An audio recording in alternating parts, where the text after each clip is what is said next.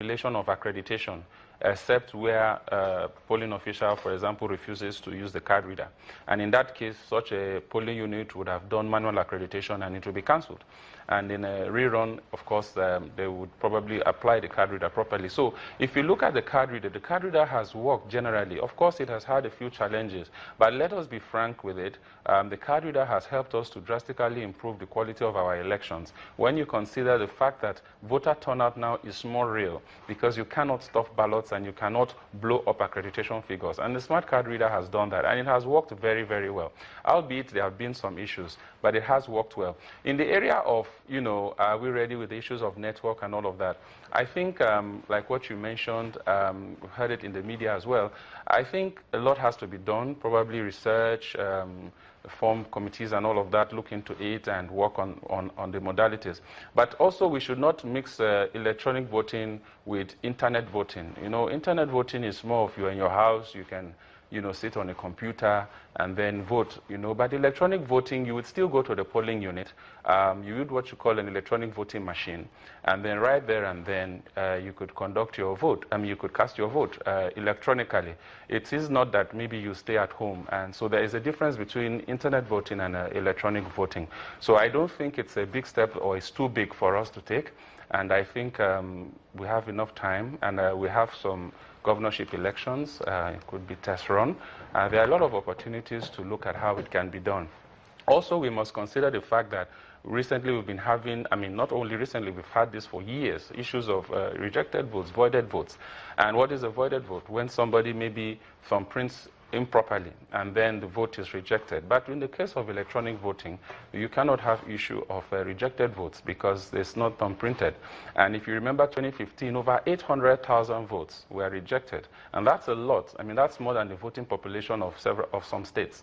And also when you look at the difference between the accreditation figures and the total votes cast for the 2015 elections, you'll find out there was a gap of about 2.2 million votes. So what that means is that these 2.2 million people are accredited, but they didn't come back to vote. Now, with electronic voting, that's not going to happen because it's simultaneous, it's happening at once. All right. And again, you're going to have more people participating. Okay.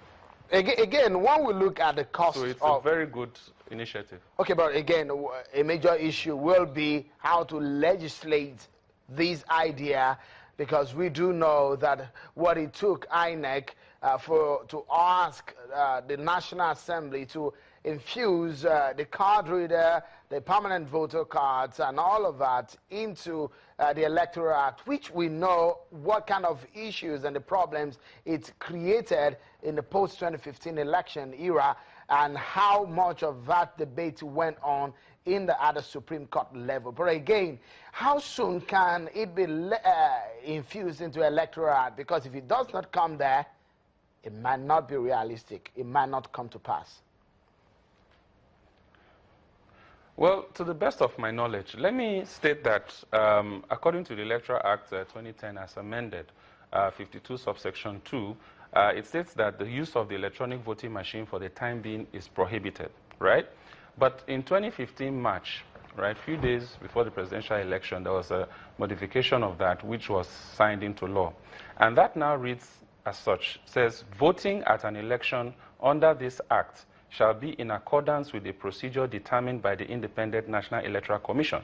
So if you see this new amendment, you can see that this has given a room for INEC to be able or in a position to determine how it wants to conduct elections. And I think with this provision, then INEC can have its own guidelines, maybe usage of electronic voting machines. And of course, that would be, I think, the prerogative of INEC if it chooses to do so. So I think as the law stands, I think the law has been amended sufficiently that amended portion, Mr. Ajijola, that amended portion of the Electoral Act could not save the day when the debate over the use of the card readers came up in the court. It simply just fell flat in his face. Yeah, what I would say is that in order not to go too much into the issues of the court cases with the card readers and all of that, I am not saying that that is perfect in itself. Of course, 3 years is enough time, and I think the House committees and the Senate Committee on INEC and the House Committee on Electoral Matters, I think, are working aggressively on this area. And I'm sure there will be some amendments, sometime soon. I don't know when. But what I am saying in short is that it's not as big a challenge as it might appear. And being that a lot of people are beginning to see the advantage of technology, I think that considering this part of the Act, as it has been amended, and considering the fact that the House committees and Senate committees are working on it, and considering the fact that in the media we heard that INEC is looking at it, I think it's possible for it to work out successfully.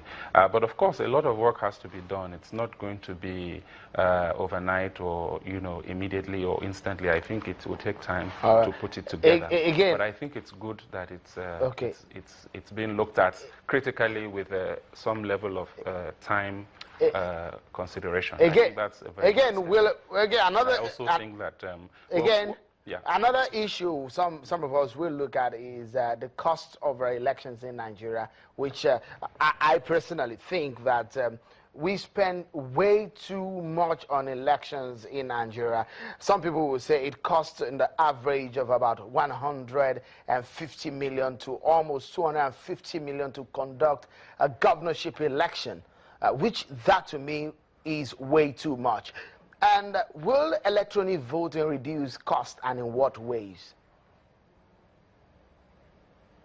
Well, I don't know the exact cost. It's what it exactly costs to conduct a governorship election. Of course, it also has to do with the number of polling units in the state and the number of registered voters. If you're conducting an election in Lagos, it may not be the same cost as conducting it in Bayelsa, But the point is, you see, if you look at the initial cost, the electronic voting may look more expensive when you consider the fact that the machines may probably be quite expensive. But if you look at the fact that the machines will have a long lifespan, or a relatively reasonable lifespan, and you consider the cost of paper, right? So you're buying a lot of paper, and then you also, if you have reruns, you have to reprint ballots, okay? And these are costs that are always coming up. Now, for example, if you had an election last year, and for any reason it went to court, and then the court has ordered a rerun, you're going to have to print a fresh set of ballots. Recently in the Rivers election, you had the issue of some people saying something happened with some of the result sheets or whatever. When you talk of electronic voting, that's not going to be a problem again. And we've had cases where thugs go and snatch ballots. They go and pick them up, and not just ballots, but result sheets, or people take result sheets. And all those would affect the conduct of the election in that polling unit, because without the result sheet, you cannot enter the result. And if you have a case of electronic voting, that will not arise. So you're going to look at the cost savings, not only in the short term, in terms of initial purchase of the equipment. It might be a bit more expensive, but you look at the long-term cost. I think over time, it's either going to be cheaper or it's going to be matching it with cost. But if you look at the advantages, I think the advantages far outweigh the manual approach to conducting elections. Right. But I cannot specifically tell you it's much cheaper, but I can tell you that its cost is spread over a longer period of time. Okay. And when you consider the issue of distribution, for example, you have to print papers outside the country, or wherever you print them, the ballots, or you have to bring them in, and then you have to distribute them, and then you have to, but if you have the voting machines, just the way you have the card readers stored in the INEC offices, I think in different states or whatever, you have easier access to these machines. Right. The actual distribution cost is less, right, because you don't have to bring it from a central location and then distribute it all over the country. They're already there, like the card readers, and then you can push them into the polling units whenever the elections hold. So I think in the area of cost, over time, we might find that it might even be more cost effective, in terms of the long-term usage of it. So, but I think that is something that is part of the things that need to be done in terms of the study, the research. All right, I guess the debate will go on in the coming days, and of course we will stay on it so that we'll see how these pan out. I guess it's going to be a development in our electoral process. Many thanks for coming on the program, Mr. Abiodun Ajijola, National Coordinator of Election Monitor in Nigeria. We'll take a moment, and when we return, we will be talking about a new Nigerian party, but which has been hit with leadership crisis. Find out what party is this and why. Join us again.